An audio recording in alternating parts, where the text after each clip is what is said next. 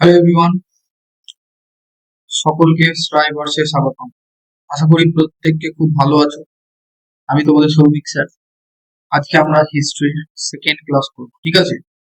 দেখো, খুব ভালো করে মাথায় রাখো, আমরা হিস্ট্রি নিয়ে শুরু করেছি। এবার হিস্ট্রি জিনিসটা কি? মানে ইতিহাস। ইতিহাস কি? আমি যদিও তোমাদের একটা ক্লাস নিয়েছি, তবুও একবার আমি তোমাদের সাথে ব্যাকগ্রাউন্ডটা আলোচনা করছি, তারপর কিন্তু আমরা ক্লাসটা শুরু করব। হিস্ট্রি কি কি পড়তে হবে, আশা করি তোমাদের সাথে সেই বিষয়গুলো আলোচনা হয়ে গেছে। এরপরে তবুও আমি একবার তোমাদের বলে দিচ্ছি, শুনে নাও। আমরা হিস্ট্রি অ্যানসিয়েন্ট, মিডিয়েভেল এবং মডার্ন এই তিনটে পার্ট আলাদা আলাদা করে পড়ব। কিন্তু তারই মধ্যে প্রথমেই আমরা এনসিয়েন্ট দিয়ে শুরু করেছি, তারপর আমরা মিডিয়েভেল করব, তারপর আমরা মডার্নে যাব, ঠিক আছে? এইগুলো আমরা করব। এরপর এই এনসিয়েন্ট হিস্ট্রির মধ্যে যে ইম্পর্টেন্ট টপিক যদি বলো, প্রথমেই যদি আমি বলি সেই প্রস্তর যুগ, ওগুলো আমাদের আর দরকার হয়। এই এনসিয়েন্ট এর মধ্যে আমাদের প্রথম টপিক যেটা হচ্ছে এই ইন্দাস ভ্যালি সিভিলাইজেশন বা সিন্ধু সভ্যতা, এইখানটা থেকে আমাদের শুরু করতে হবে।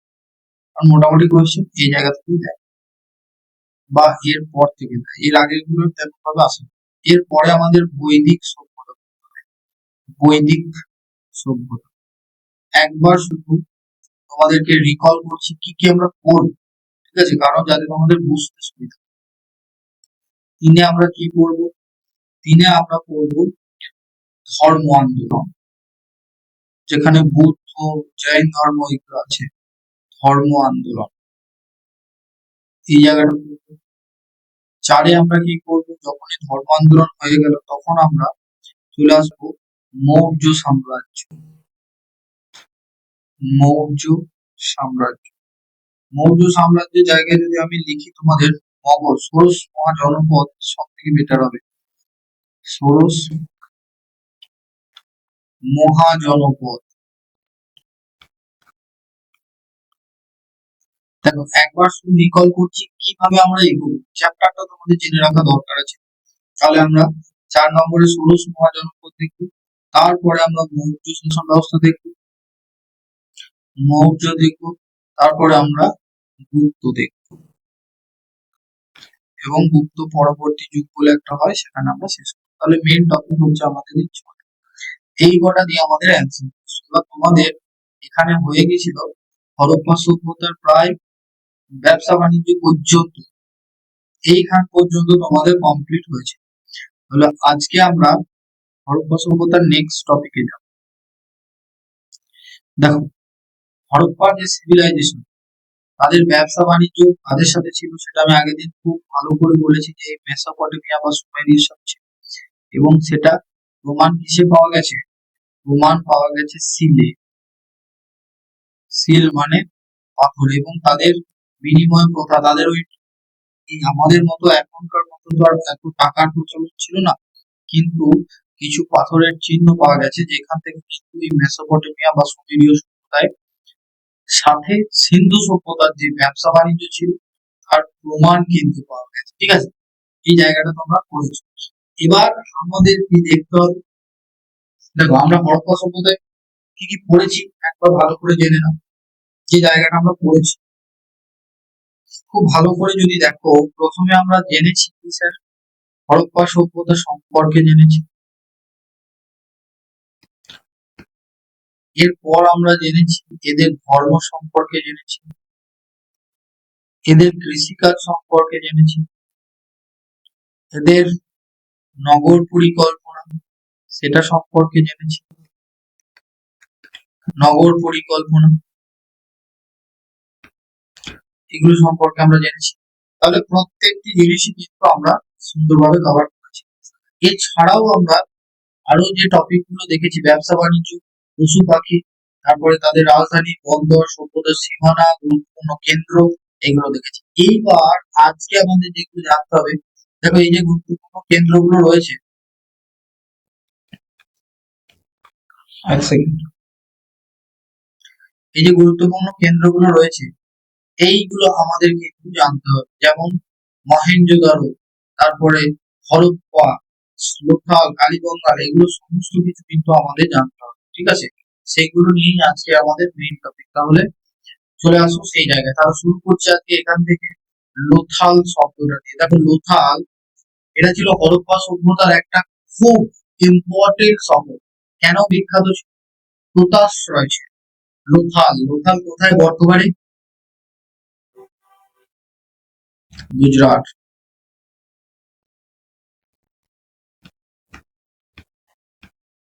এই লোথাল অবস্থিত বর্তমান গুজরাট। আর এটা ছিল সিন্ধু সভ্যতার প্রাচীন অংশ। আইবিসি মানে ইন্দাস ভ্যালি সিভিলাইজেশন মূলত নগরকেন্দ্রিক সভ্যতা ছিল। প্রশাসন, অলরেডি আমি বলেছি আগের দিন, রাজনীতি প্রকৃতি সম্পর্কে কোনো স্পষ্ট প্রমাণ পাওয়া যায়নি। তবে কি মনে করা হয় যে আইবিসি শাসক শাসক বা কর্তৃপক্ষ ছিল এক শ্রেণীর বণিক। এবার একটা কথা বলি শোনো, সিটাডেল বলে একটা শব্দ পাবে। সিটাডেল, সিটাডেল মানে হচ্ছে উঁচু ঢিপি, উঁচু ঢিপি।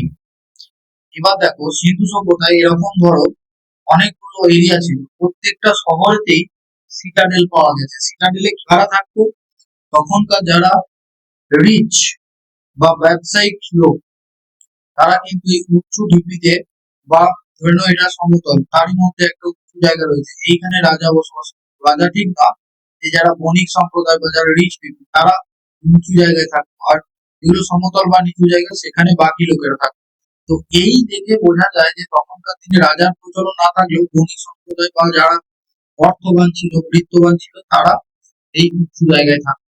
একটা কোশ্চেন পড়ে যে মহেঞ্জোদারো, সরি, যে হরপ্পা সভ্যতায় একমাত্র একটি অঞ্চল আছে যেখানে কোনো সিটাডেল বা দুর্গ ছিল না। তার নাম কি? তার নাম হচ্ছে চানহুদার। এইটা হচ্ছে তার নাম, ঠিক আছে? চলো নেক্সট পয়েন্ট আছে।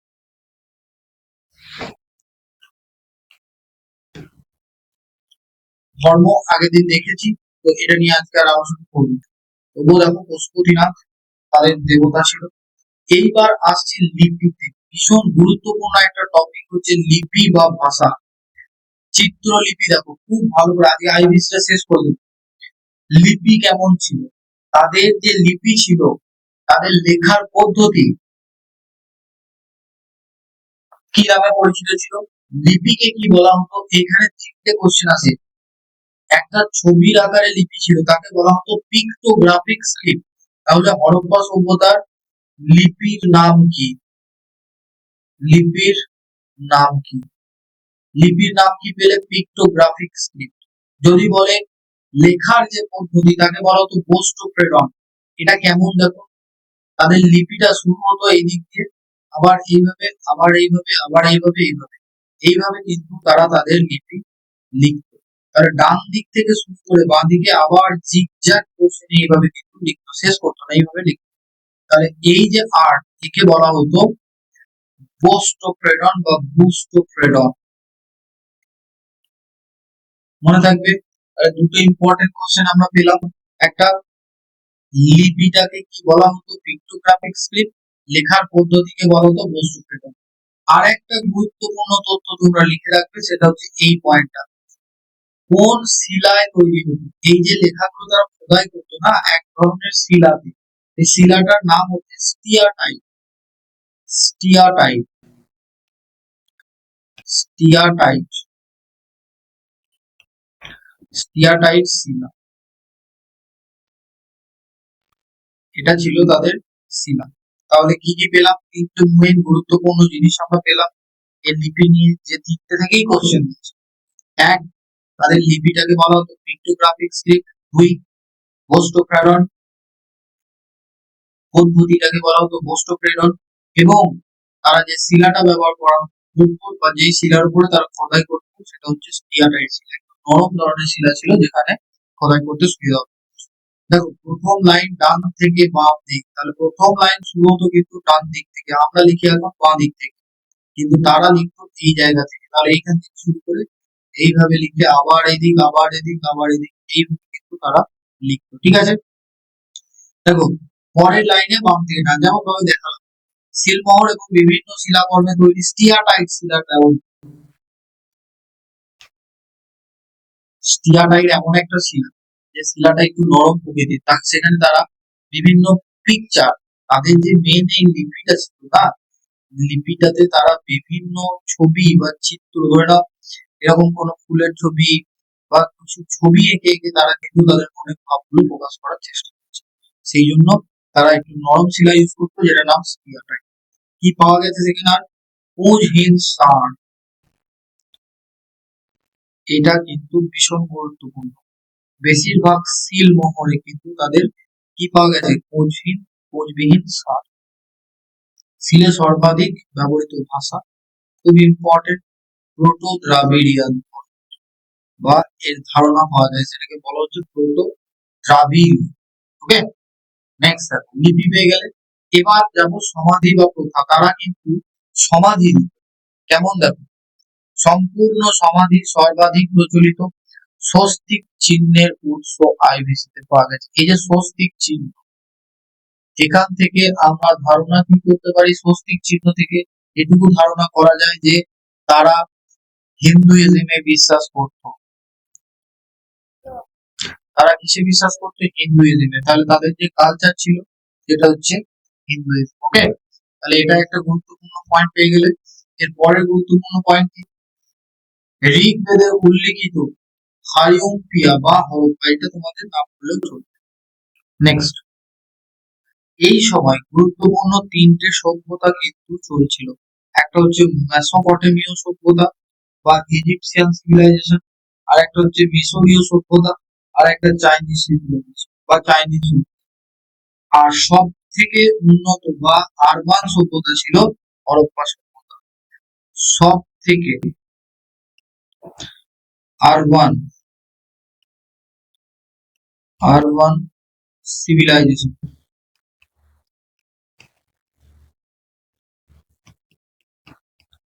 সব থেকে আরবান সিভিলাইজেশন হচ্ছে সিন্ধু সভ্যতা, সব থেকে উন্নত ছিল এই তিনটে সভ্যতা থেকে। তাহলে কার সঙ্গে ডাইরেক্ট ট্রেডের মিল পাওয়া গেছে? সেটা হচ্ছে মেসোপটেমিয়া। এদের সঙ্গে ব্যবসা বাণিজ্যের প্রমাণ পাওয়া গেছে, তাদের সঙ্গে ডাইরেক্ট ব্যবসা বাণিজ্যের প্রমাণ পাওয়া গেছে সিন্ধু সভ্যতার মানুষ। এইবার আমরা মেন টপিকে ঢুকছি, সেটা হচ্ছে সিন্ধু সভ্যতার ব্যাকগ্রাউন্ড জেনে নিলাম। তাদের দেখো ভালো করে বলছি কয়েকটা কথা শুনে, আমরা কি কি পড়লাম।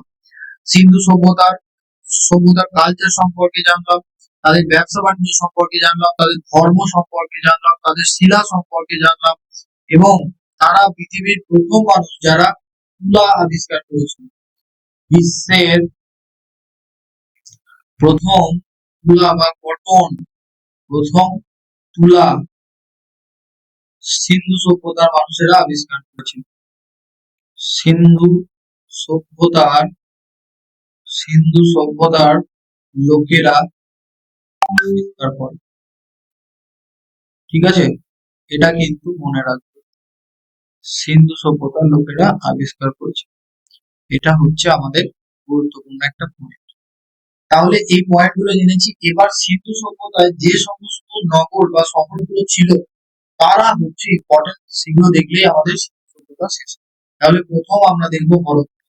হরপ্পা, এই যে একটা কথা বলছি, সিন্ধু সভ্যতা কে আর একটা কি নামে ডাকা হয় বলো?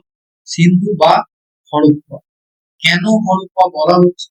হরপ্পা বলার কারণ হচ্ছে প্রথম প্রথম আবিষ্কৃত শহর,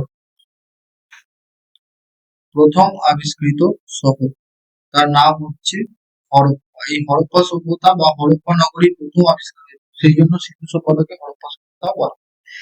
খুব গুরুত্বপূর্ণ পয়েন্ট বেছে বেছে তোমাদের জন্য এনেছি। 1921 সালে দয়রাম সাহানি কর্তৃক আবিষ্কৃত হয়েছে। কে কত সালে হরপ্পা সভ্যতা আবিষ্কার করে? পরীক্ষার প্রশ্ন অলরেডি এসেছে, আবারও আসবে এই প্রশ্ন। কোন নদীর তীরে অবস্থিত? দেখো যে কটা পয়েন্ট বলবো ভেরি ভেরি ইম্পর্টেন্ট, এই পয়েন্ট গুলো তোমার পরীক্ষার জন্য ভেরি ভেরি ইম্পর্টেন্ট। তাহলে রাবি বা ইরাবতী নদীর তীরে অবস্থিত। বর্তমানে কোথায় অবস্থিত? সাহিওয়াল জেলা, পাকিস্তান।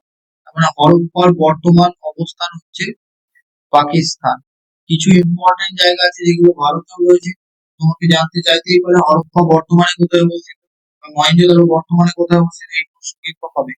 ঠিক আছে, নেক্সট মহান শস্যাগার বেদানা, মহান শস্যাগার শস্যাগার 169 ফুট আর 35 ফুট চওড়া। এটা ছিল লম্বা, এটা ছিল চওড়া।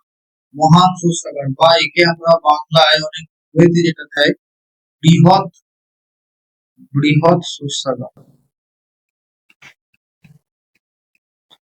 বৃহৎ শস্যাগারের নিদর্শন তাহলে কোথায় পাওয়া গেল? হরপ্পা সভ্যতায়।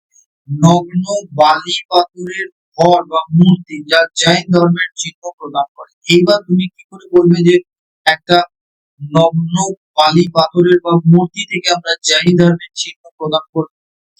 জৈন ধর্ম দুটো ভাগে বিভক্ত ছিল। জৈন ধর্ম এক আচ্ছা শ্বেতাম্বর, 2 নম্বর হচ্ছে দিগম্বর। এবার দেখো এই যে শ্বেতাম্বর এরা কি করতো? শ্বেত বস্ত্র বা সাদা বস্ত্র পরতো, শ্বেত বস্ত্র পরিধান করতো। দিগম্বর এরা থাকতো নগ্ন।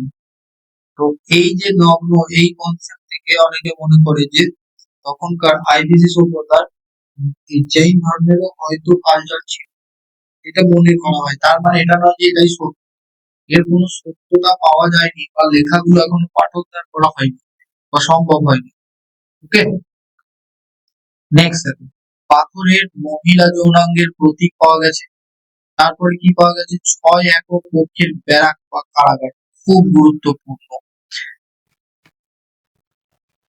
একক কক্ষের ব্যারাক বা কারাগারের নিদর্শন কোথায় পাওয়া গেছে? এটা পরীক্ষায় এসেছে, তাহলে তোমার উত্তর কি হবে? হরপ্পা সভ্যতায়। তাহলে আমরা কারাগারের নিদর্শন দেব। তাহলে কোন জায়গায় কি পাওয়া গেছে এগুলোও কিন্তু পরীক্ষার জন্য খুব গুরুত্বপূর্ণ। ঠিক আছে, নেক্সট। এক সেকেন্ড।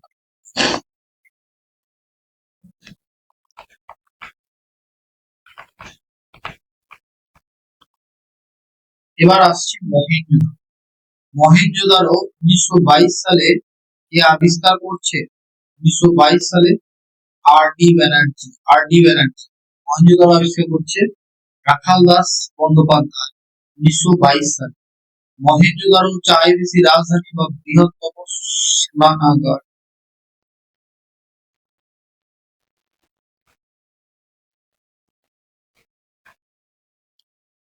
বৃহত্তম শহর এটা বলল।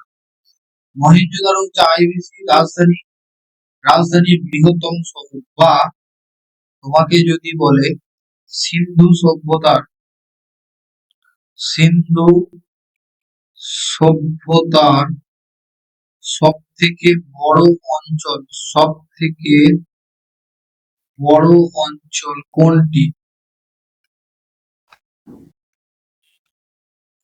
সেটা হচ্ছে মহেঞ্জোদারো।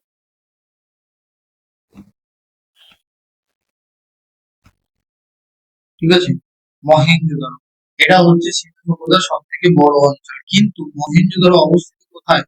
দেখো ভালো করে দেখো, এটা অবস্থিত পাকিস্তান। এই জায়গায় অবস্থিত পাকিস্তান, লারকানা জেলা, পাকিস্তান। তাহলে যদি কোশ্চেনটা ঘুরিয়ে দেয়, সিন্ধু সভ্যতার সিন্ধু সভ্যতার সব থেকে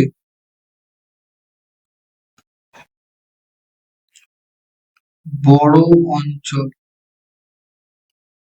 ভারতের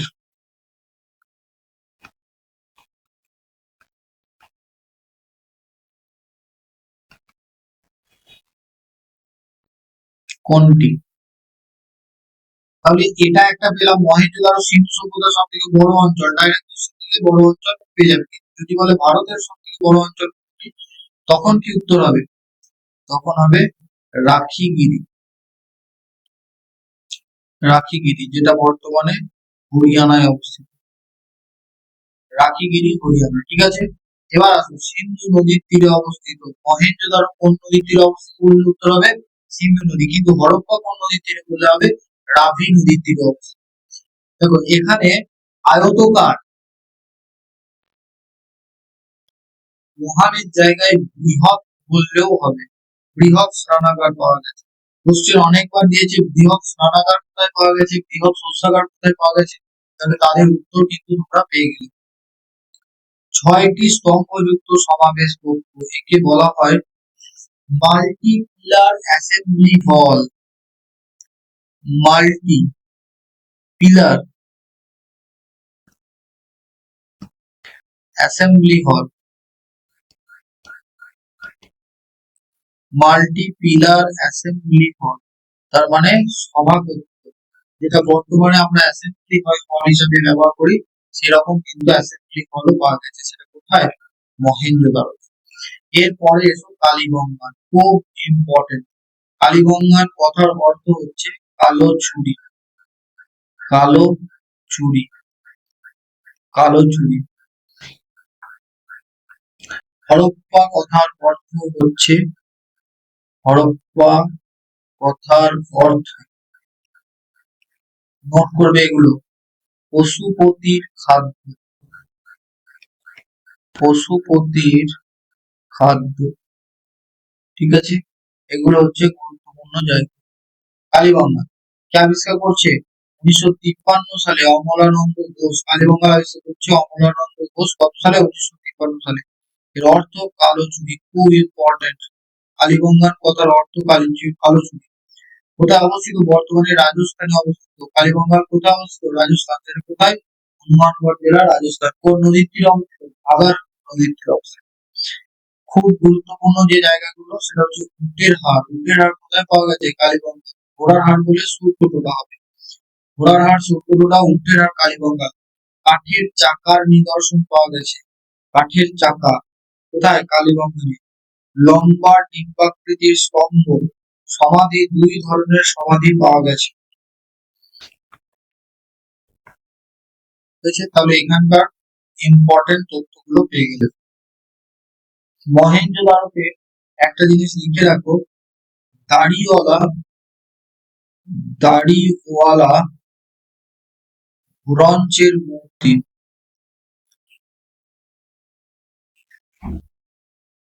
দাড়িওয়ালা ব্রোঞ্জের মূর্তি পাওয়া গেছে। দাড়িওয়ালা ব্রোঞ্জের মূর্তি কোথায় পাওয়া গেল? তাহলে মহেঞ্জোদারোতে। কালীগঙ্গা দেখলে। নেক্সট আসছে চাঁদদারো বা চৌহানদারো। 1931 সালে এম.জি. মজুমদার আবিষ্কার করছে। সিন্ধু প্রদেশ, পাকিস্তানে অবস্থিত চাঁদদারো। সিন্ধু নদীর পূর্ব পারে, তার মানে সিন্ধু নদীর ধারে অবস্থিত। 3টি ভিন্ন সাংস্কৃতিক স্তর, সিন্ধু, ঝুক্কর আর একটা হচ্ছে ঝাঙ্গার। এটি ছিল আইবিসির একমাত্র স্থান যেখানে দুর্গ ছিল না। এই কথাটাই তোমাদের প্রথমে আমি বলছিলাম, যে সিটাডেল ছাড়া, যদি এইভাবেও বলে, সিটাডেল ছাড়া একটি জায়গার নাম বল। হরপ্পা সভ্যতার এমন এক জায়গা যেখানে কোনো সিটাডেল বা দুর্গ পাওয়া যায়নি, সেটা কি? এটা হচ্ছে চানুদারো বা চানহুদারো। এটাও নাম চানহুদারো বা চৌহানদারো, যে যা বলে, ঠিক আছে? খননের সময় কি পাওয়া গেছে? তাকে একটি ছোট পাত্র, গরুর গাড়ি, এক হাতি, বিড়াল তাড়া করছে কুকুরের পায়ের ছাপ। এটা কিন্তু ইম্পর্টেন্ট। বিড়াল বিড়াল তাড়া করা কুকুরের পায়ের ছাপ, মানে কুকুর বিড়ালকে চেজ করছে। ডগ চেজিং দ্য ক্যাট, এটা ইংরেজিতে বলা হয় ডগ চেজিং দ্য ক্যাট।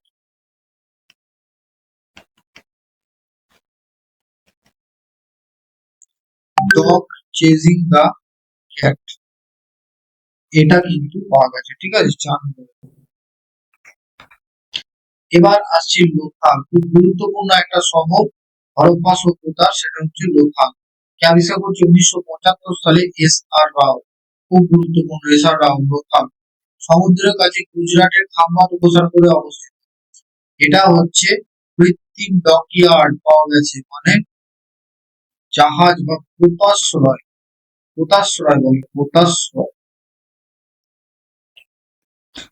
বন্দর শহর। মনে রাখবে, আইবিসির সব থেকে বড় বন্দর শহর হচ্ছে লোথাল, যেটা বর্তমানে কোথায় অবস্থিত? গুজরাট, বর্তমানে গুজরাটে অবস্থিত। এটি আইবিসি সব থেকে গুরুত্বপূর্ণ বন্দর শহর ছিল, সব থেকে গুরুত্বপূর্ণ বন্দর শহর ছিল। টেরাকোটা দিয়ে তৈরি নৌকা পাওয়া গেছে, যা প্রমাণ করে যে তারা অন্য সভ্যতার সাথে সম্পর্ক রয়েছে। এই দেখো আস্তে আস্তে তাদের অন্য সভ্যতার সঙ্গে যে ব্যবসা বাণিজ্য বা তাদের সঙ্গে যাওয়া আসা করার কালচার, তার প্রমাণও পাওয়া গেছে। টেরাকোটা কি জিনিস? মাটির তৈরি মূর্তি। টেরাকোটার তৈরি কি পাওয়া গেছে? নৌকা। কোথায় পাওয়া গেছে? লোথাল। ওকে, লোথাল আমরা শিখলাম। নেক্সট আমরা দেখবো রোপার। দেখো আমরা অনেক কিছু স্কিপ করছি, যেগুলো দরকার সেগুলোই করছি, বাকিগুলো স্কিপ করছি, ঠিক আছে। রোপার 1953 সালে কে আবিষ্কার করছে? ওয়াইডি শর্মা। রোপার কে আবিষ্কার করছে? তোমাকে মনে রাখতেই হবে, সালটাও মনে রাখতে হবে, 1953 সাল, ওয়াইডি শর্মা। বর্তমানে কোথায় অবস্থিত? পাঞ্জাব। সেটা কিন্তু ভারতের পাঞ্জাব, পাকিস্তানেও পাঞ্জাব প্রদেশ আছে, ঠিক আছে। বর্তমানে ভারতের পাঞ্জাবের দিকে অবস্থিত। খনন কার্যের ফলে কি পাওয়া গেছে? মৃৎশিল্প, অলংকার, তামার কুঠার ইত্যাদি।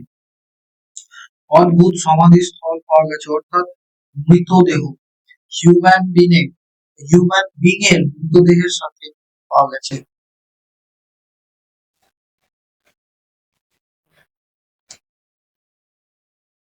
এটা দরকার নেই, শুধু মনে রাখবে অদ্ভুত সমাধিস্থল পাওয়া গেছে, এইটুকু মনে রাখবে, অদ্ভুত সমাধিস্থল পাওয়া গেছে, এটা হলেই হয়ে যাবে। এরপরে দেখো সুটকোটুলা, এর সব থেকে ইম্পর্টেন্ট হচ্ছে ঘোড়ার হাড়। ঘোড়ার হাড় কোথায় পাওয়া গেছে? কোথায় এসেছে, এবারও আসবে। উটের হাড়, ঘোড়ার হাড়। সুটকোটুলা অবস্থিত কোথায়? অবশ্যই মনে রাখতে হবে কচ্ছ জেলা, গুজরাট। কে আবিষ্কার করছে? জগৎপাল যোশী। অবশ্যই মনে রাখবে কে কোনটা আবিষ্কার করলো। সুটকোটুলা জগৎপাল যোশী 1964 সাল, ঠিক আছে। আবার আসছি ধোলাভিরা, গুজরাটে অবস্থিত। ধোলাভিরা কচ্ছ জেলা, এখানে জলাধার পাওয়া গেছে, বৃষ্টির জল সংরক্ষণের ধারণার প্রমাণ। তাহলে কত আগে থেকে বৃষ্টির জল ধারণ করার কিন্তু যে ব্যবস্থা, সেটা কিন্তু তারা করতো। তাহলে সেটার নিদর্শন পাওয়া গেছে ধোলাভিরা। শুক্রটায় কি পেলাম? ঘোড়ার হাড়, ঘোড়ার হাড়। শুক্রটা কি আবিষ্কার করছে? জগৎপাল যোশী 1964 সালে। ধলাভিরা গুজরাটে অবস্থিত, 1967 সালে আবিষ্কৃত হয়েছে। দেখো তাহলে আমরা মেন টপিক গুলো অলরেডি পড়ে ফেলি। এরপর আইবিসি ধ্বংস কি করে হয়েছে সেটা নিয়ে অনেকের বিভিন্ন মতামত আছে। যেমন প্রথম মতামত যদি বলা হয়, মাটির অস্থিরতা,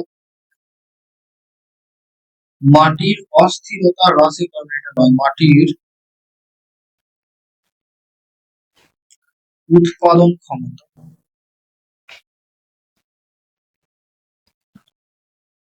অর্থাৎ মাটিতে আর ফসল হওয়া বন্ধ করে দেয়, তাহলে না খেতে পেয়ে মানে অনেকে।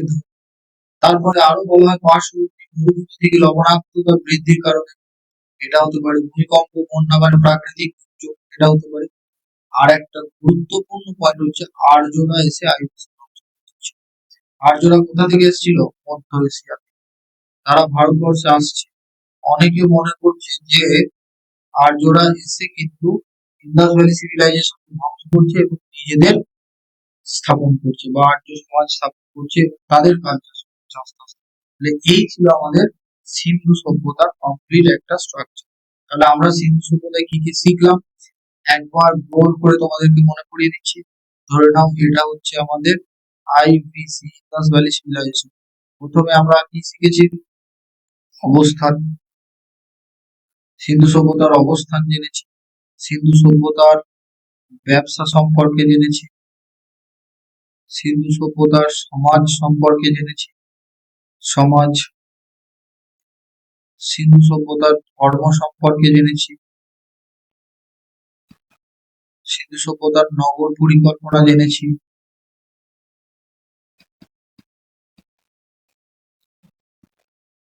তারপরে আমরা গুরুত্বপূর্ণ আজকে যেগুলো জানলাম, গুরুত্বপূর্ণ শহর এবং গুরুত্বপূর্ণ শহর, সিন্ধু সভ্যতার গুরুত্বপূর্ণ শহর, এগুলো সম্পর্কে আমরা জানলাম।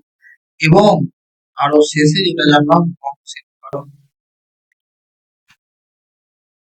ধ্বংসের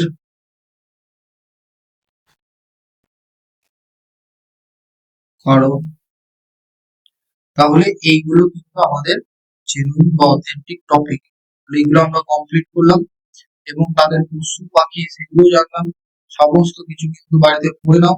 হরপ্পা সভ্যতা শেষ করে দিলাম। এবার ভালো করে এটা পড়ে নাও, তাহলে হরপ্পাটা হয়ে যাবে। তারপর আমরা নেক্সট বৈদিক সভ্যতায় যাব। ঠিক আছে, পিপিটি আছে, এই পিপিটি তোমাদের দিয়ে দেওয়া হবে, তোমরা এগুলো করে নেবে। ওকে, থ্যাংক ইউ সকলকে। আবার তাহলে তোমাদের সঙ্গে নেক্সট ক্লাস।